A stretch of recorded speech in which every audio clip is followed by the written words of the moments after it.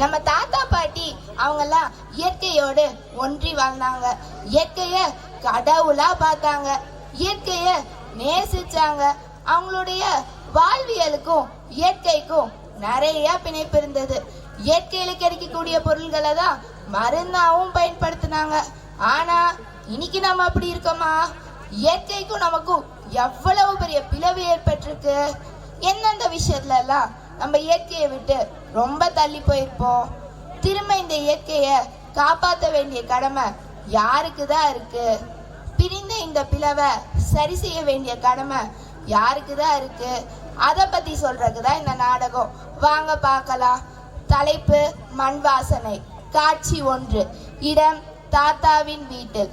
பங்கு பெறுவோர் தாத்தா, பாட்டி, பேரன் மற்றும் பேத்தி.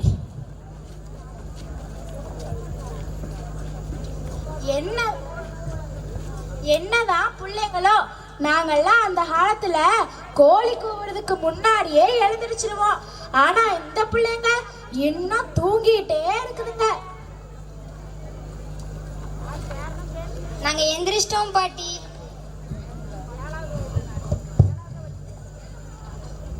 சீ, what a bad smell.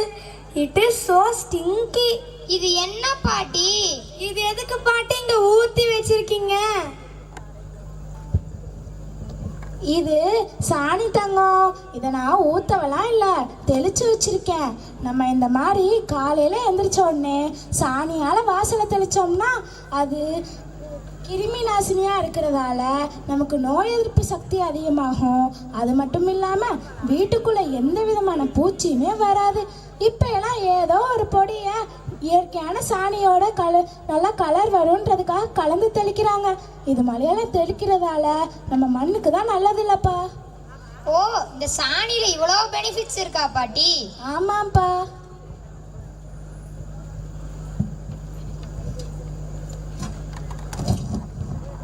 ஆட்டி, ஏன் பாட்டி நீங்க போடுற கோலப்பொடி மட்டும் ரொம்ப வித்தியாசமா இருக்கு?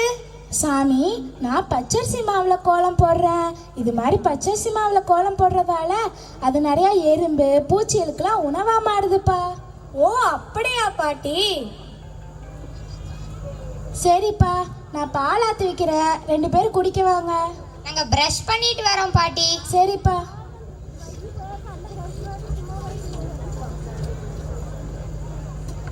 உங்க டூத் பேஸ்ட்ல உப்பு இருக்கா?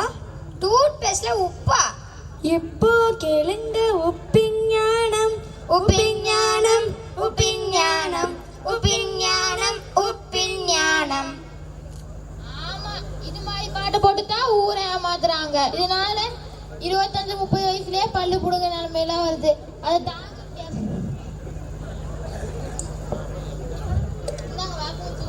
பல்லு வளர்க்குங்களா கண்ணுங்களா? இதுல பிரஷ் பண்ணா மட்டும் என்ன தாத்தா மாற போகுது? கண்ணு, இது நீ பல்லு விளக்கி கீழே ஓட்டினா மண்ணோட மண்ணா மக்கி உரமா போயிடும் சாமி. ஆனா அந்த டூத் பிரஷ் எல்லாம் யூஸ் பண்ணினா பல வருஷத்துக்கு மண்ணுக்குள்ளே இருக்கு. குடும்பத்துல 4 பேர், ஊர்ல 10,000 குடும்பம். இப்படியே போட்டுட்டே இருக்கீங்க. டாக்டர் பத்தாக்குறைக்கு மாசத்துக்கு 1 யூஸ் பண்ண சொல்றாரு. இப்படியே போட்டு தான் மழை நீரும் மண்ணுக்குள்ள இறங்க மாட்டேங்குது. இந்த டூத் வேப்பங்குச்சியில பல்லு விளக்கி துப்புனீங்கன்னா மண்ணோட கலந்துரும் சாமி. ஆனா நீ அந்த டூத் பிரஷ் அந்த கெமிக்கல்ல தண்ணியோட கலந்துனா நம்ம மண்ணை தான் பாதிக்கும் சாமி. இங்க யாரு இதுல பல்லு விளக்கினா பல்லு எவ்வளவு உறுதியா இருக்கு. இப்ப கூட நல்லி எறும்பு இருக்குன்னு கடிச்சு சாப்பிடாலும் பல்லு ஈருகளா உறுதியாவும் இருக்கு, துர்நாற்றமும் வரல சாமி. இப்ப புரிஞ்சா? சரிங்க தாத்தா, உனிமே நாங்க வேப்பங்குச்சியிலேயே பிரஷ் பண்றோம். இந்த ஐயா விட்டா நாள் பூரா பேசிக்கிட்டே இருப்பாரு. இந்தாங்கப்பா, அரப்பு கடலை மாவுலாம் எடுத்துட்டு வந்திருக்கேன், 2 பேர் போய் குளிச்சுட்டு வாங்க. அரப்பா? கடலை மாவா? பாடி வாஷ் ஷாம்பு எல்லாம் இல்லையா பாட்டி? அதையெல்லாமா நீங்க பயன்படுத்திட்டு இருக்கீங்க? இதெல்லாம் போட்டு குளிச்சிங்கன்னா அதுல இருக்க கெமிக்கல் எல்லாம் நீங்க குளிக்கிற தண்ணியில இறங்கி நிலத்தடி நீரை தான் போய் பாதிக்குது. இது மாதிரி எல்லாம் குளிச்சிங்கன்னா உங்க உடம்புக்கும் நல்லது இல்லை. அதை விட்டுட்டு இயற்கையான முறையில அரப்பு கடலை மாவெல்லாம் போட்டு குளிச்சிங்கன்னா உங்க உடம்புக்கும் நல்லது, நிலத்தடி நீருக்கும் நல்லதுப்பா. சரி பாட்டி. கண்ணு, நீங்க போய் குளிங்க. உங்க பாட்டி விட்டா தத்து போக்கிடுவாங்க.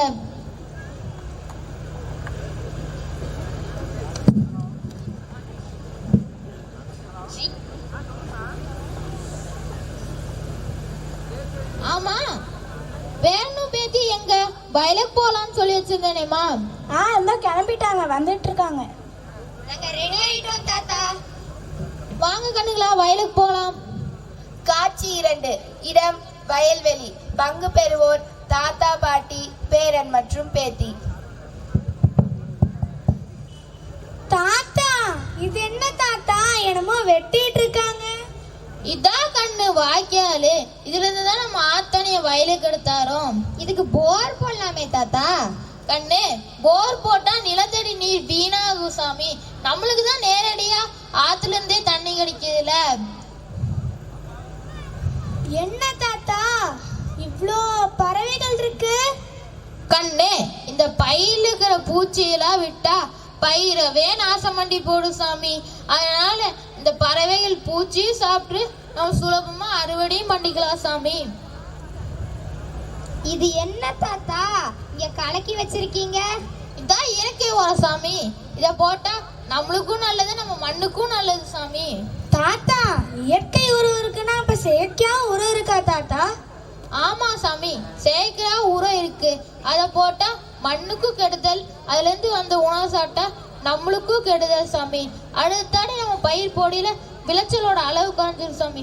அதுக்கடுத்து பயிர் போடியில இன்னமே விளைச்சலோட அளவு குறைஞ்சிரும் சாமி. சரி வாங்க தாத்தா, வீட்டுக்கு போவோம். எனக்கு ரொம்ப பசிக்குது. அப்படியா கண்ணு? சரி வாங்க வீட்டுக்கு போலாம்.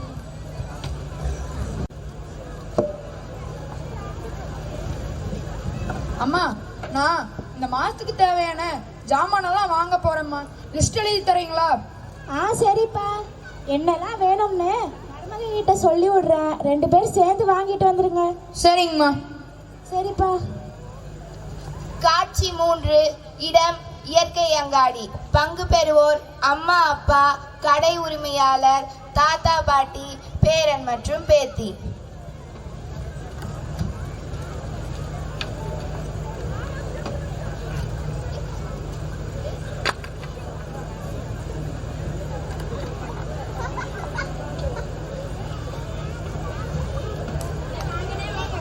வரேங்கண்ணா. என்ன வேணுங்க? இந்தாங்க லிஸ்ட். சரிம்மா, நீ வாங்கிட்டு வா, நான் வெளியில வெயிட் பண்றேன். சரிங்க. அக்கா அக்கா, இப்ப கடையோட ஸ்பெஷாலிட்டி தான் என்னங்கா? மத்த காய்கறியில உடம்புக்கு கேடு தரக்கூடிய ரசாயனம், பூச்சிக்கொல்லி மருந்தெல்லாம் கலந்துருக்காங்க. ஆனா இதுல அந்த மாதிரி எதுவுமே கலக்க மாட்டோம். அதுவும் இல்லாம இயற்கை விவசாயம் பண்ணி வர காய்கறிகளை விட்டமின்ஸ், மினரல்ஸ்லாம் இருக்கு. அது நமக்கும் நல்லது, நம்ம மண்ணுக்கும் நல்லதுக்கா. ஓ அப்படியாங்கா? ஆமாங்க. சரிங்கக்கா. சரி வரேங்கக்கா. என்னம்மா, எல்லாம் வாங்கிட்டியா? வாங்கியாச்சுங்க. சரிங்கண்ணா, வரேங்கண்ணா. போயிட்டு வாங்கண்ணா.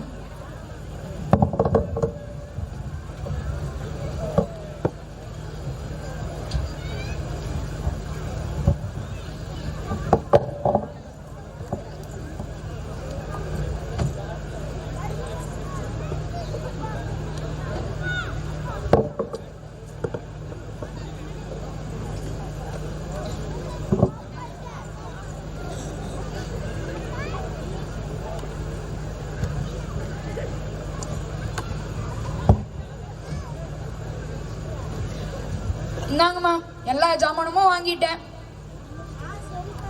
எங்கப்பா வாங்குனீங்க?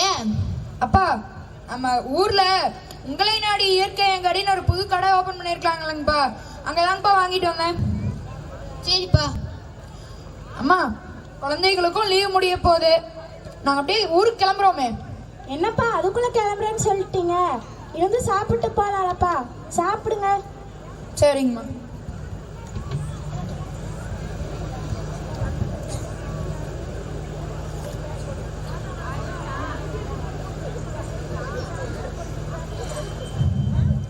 பாட்டி, எதுக்கு பாட்டி வாழை இலை?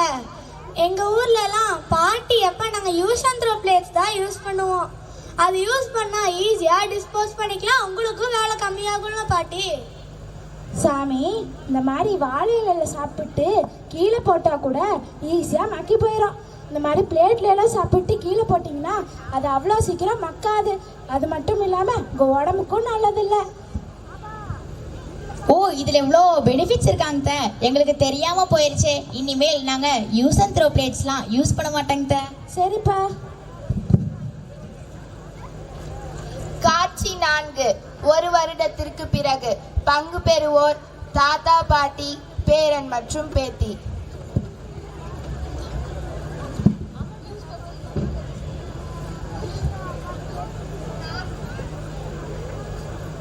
தாத்தா,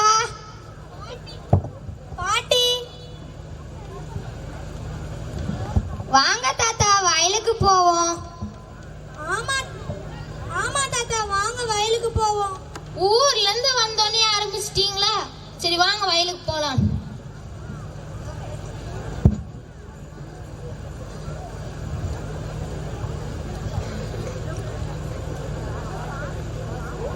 எங்க தாத்தா வரப்பு வெட்டுவரையே காணோம்? அதுவும் அங்க உட்காந்துருக்காரு சாமி. ஏன் தாத்தா இவர் வரப்பு வெட்டாம அங்க உட்காந்துருக்காரு? கண்ணு, இந்த ஃபேக்டரியில இருந்து வர கழிவு நீர் நம்ம ஆத்தோட கலந்து 6 மாசம் ஓட்டுருச்சு சாமி. அதனால வாய்க்காவை அடைச்சிட்டோம். அப்புறம் தண்ணிக்கு என்ன தாத்தா பண்ணுவீங்க? போர் தான் போட்டோம்ப்பா. நீங்க தானே தாத்தா சொன்னீங்க போர் போட்டா நிலத்தடி நீர் பாதிக்கும்னு. இப்ப நீங்களே போர் போட்டீங்க. விவசாயம் பண்றதுக்கு வேற வழி இல்லையே சாமி. என்ன தாத்தா, போன வருஷத்தை விட இந்த வருஷத்துல விளைச்சல் ரொம்ப கம்மியா இருக்கு. ஆமா தாத்தா, போன தாட்டி நம்ம வரும்போது நிறைய பறவைகள் மரம்லாம் இருந்துச்சு. ஆனா இப்ப ஒரே ஒரு மரம் பறவைகளையும் காணா. ஏன் தாத்தா? கண்ணு, இந்த ஃபேக்டரியில இருந்து வர கழிவு நீர்னால மரமும் பட்டு போச்சு, பறவைகளும் இங்கிருந்து போயிடுச்சு சாமி. அதனால பயிரை பூச்சி போட்டு நாசம் பண்ண ஆரம்பிச்சு சாமி. விளைச்சலே குறைஞ்சிருச்சு. உங்க அப்பா படிக்க வச்சேன், ஆனா உங்க அப்பா என்னை விட்டு போட்டு வெளியூருக்கு வேலைக்கு போயிட்டாப்பி. நீங்களாவது படிச்சு முடிச்சுட்டு வந்து என்னோட விவசாயம் பண்ணுவீங்களா? கவலைப்படாதீங்க தாத்தா, நான் படிச்சு பெரிய ஆளாகி விவசாயமும் பண்ணுவேன் தாத்தா. இது கேட்கலே எனக்கு ரொம்ப சந்தோஷமா இருக்கு சாமி. வாங்க வீட்டுக்கு போலாம். காட்சி 5. இடம் கால்நடை மருத்துவமனை. பங்கு பெறுவோர் மருத்துவர் மற்றும் ஊர் மக்கள்.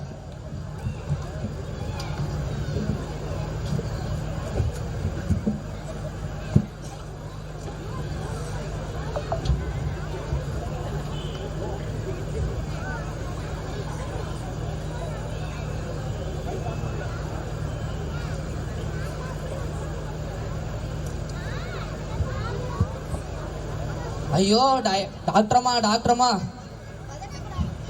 என் மாடு.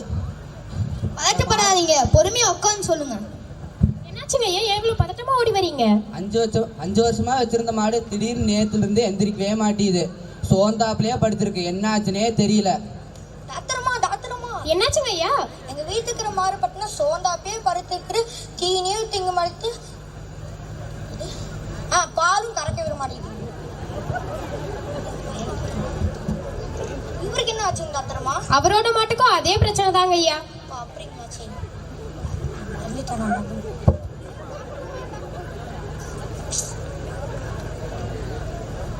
ஐயோ டாக்டர்மா, என் பண்ணையில இருக்க ஆட்டுக்கும் மாட்டுக்கும் நாய் வந்து அப்படியே படுத்திருக்கு. தீனியும் திங்க மாட்டேங்குது. எல்லாரும் ஒரு நிமிஷம் இருங்க ஐயா. தொடர்ந்து வந்துகிட்டே இருக்கீங்க மாட்டுக்கு உடம்பு சரியில்லைன்னு. என்னதான் ஊர்ல உள்ள மாட்டுக்கெல்லாம் ஆச்சுன்னே தெரியலீங்களே. தள்ளுங்கயா. என்னாச்சுங்க ஐயா?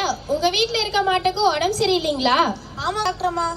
ஊர்ல உள்ள எல்லா மாட்டுக்கும் இதே பிரச்சனை தாங்க ஐயா. நான் கூட 1-2 மாட்டுக்கு தான் உடம்பு சரியில்லாம இருக்கும்னு நினைச்சா ஊர்ல உள்ள எல்லா மாட்டுக்கும் உடம்பு சரியில்லையே. என்னதான் ஆச்சுன்னு தெரியல. சரி, நீங்க எல்லாம் உட்காருங்க, நாங்க போய் மாடை பார்த்துட்டு வந்து சொல்றோம்.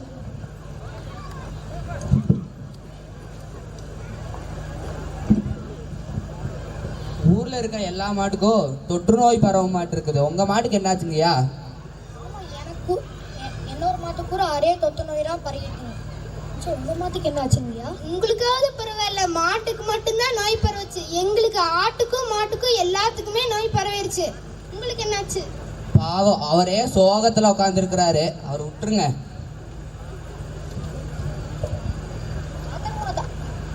டாக்டர்மா ஏமாத்துக்கு என்னாச்சு? டாக்டர்மா என் பண்ணையில இருக்க ஆட்டுக்கு மாட்டுக்கு என்னாச்சு? டாக்டரம்மா என் மாட்டுக்கு என்னாச்சுன்னு முதல்ல சொல்லுங்க. எல்லாரும் ஒரு நிமிஷம் இருங்க ஐயா. உங்க எல்லாரும் மாட்டுக்கும் ஒரே பிரச்சனை தான். உங்க மாட்டோட உடம்புல ஏதோ இன்ஃபெக்ஷன் கலந்துருக்கு. அதாவது மாடு குடிச்ச தண்ணியில ஏதோ கெமிக்கல் கலந்துருக்குங்க ஐயா. உங்க மாட்டெல்லாம் எங்க தண்ணி காட்டுறீங்க? இதெல்லாம் என்ன கேள்வி டாக்டர்மா? நாங்களும் ஆத்துல தண்ணியெல்லாம் கத்துவோம். நம்ம வர்றப்ப கூட பார்த்தோம்ல, ஆத்துல மீனெல்லாம் செத்து மயந்துட்டு இருந்துச்சு. அப்ப கண்டிப்பா அந்த ஆத்துல தான் ஏதோ கெமிக்கல் கலந்துருக்குன்னு நினைக்கிறேன். அது எப்படி ஆத்துல கெமிக்கல் கலங்கும்? தொழிற்சாலையிலிருந்து வர ரசாயன தண்ணி காத்துல கலக்கறனால இந்த மாதிரி பிரச்சனை எல்லாம் வருது. முதல்ல ஊரை கூட்டுங்கடா, இந்த தொழிற்சாலையை மூடியே ஆகணும்.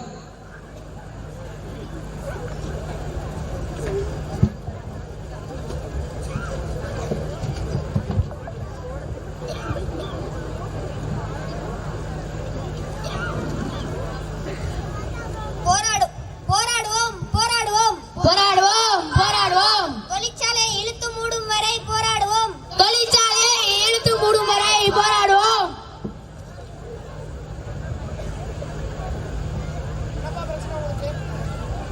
இந்த ஃபேக்டரி வந்ததுல இருந்து ஊர் ஃபுல்லா பிரச்சனை தான். ஆமா, இந்த தொழிற்சாலை வந்தனே மண்ணும் கெட்டு போச்சு, விவசாயம் செய்ய முடியல. அதுக்கு நாங்க எப்படி பொறுப்பாக முடியும்? ஆத்துல மீனும் செத்து கறக்கு, மரமும் பட்டு போச்சு. தொழிற்சாலையில இருந்து வர ரசாயனம் வந்து ஆத்துல கலந்ததுனால மீனெல்லாம் செத்து போயிடுச்சு. அது மட்டும் இல்ல, அதை குடிச்ச மாடுகளும் நோய்வாய்ப்பட்டு இருக்கு. இதுக்கு டாக்டர் ரிப்போர்ட்டும் இருக்கு.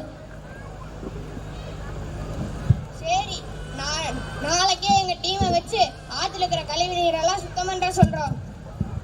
உங்க தொழிற்சாலையில இருந்து வர கழிவுனால இந்த தடவை இன்ஃபெக்ஷனோட போயிடுச்சு. உயிர் விவசாயம் என்ன பண்றது? தொழிற்சாலை இழுத்து மூடுங்க. இந்த ஃபேக்ட்ரியில நூற்றுக்கணக்கான பேர் வேலை செய்யறாங்க.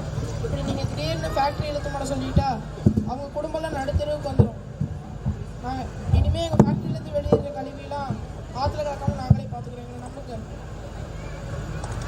இந்த ஆத்துல இருக்கிற கழிவு நீர் எல்லாம் சுத்தம் பண்ற வரைக்கும் எங்க தொழிற்சாலையை நீக்க மாட்டோம். எங்களை நம்புங்க, எங்களை ஒன்றோட மன்னிச்சிருங்க.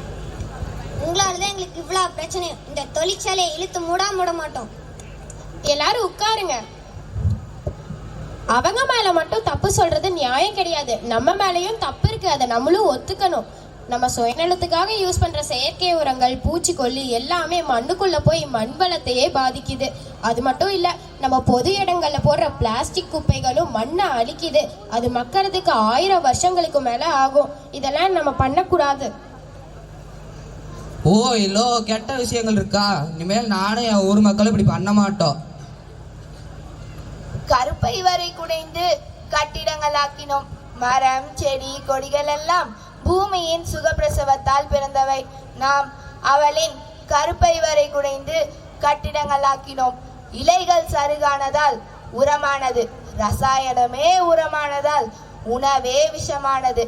நிறமில்லாம் நீருக்கும் சாயமேற்றினோம். சிட்டுக்குருவியின் சிறகுகள் கொடுத்து செல்போன் சிக்னல் வாங்கினோம். கவிதை எழுத கூட காகிதம் தேடாதீர்.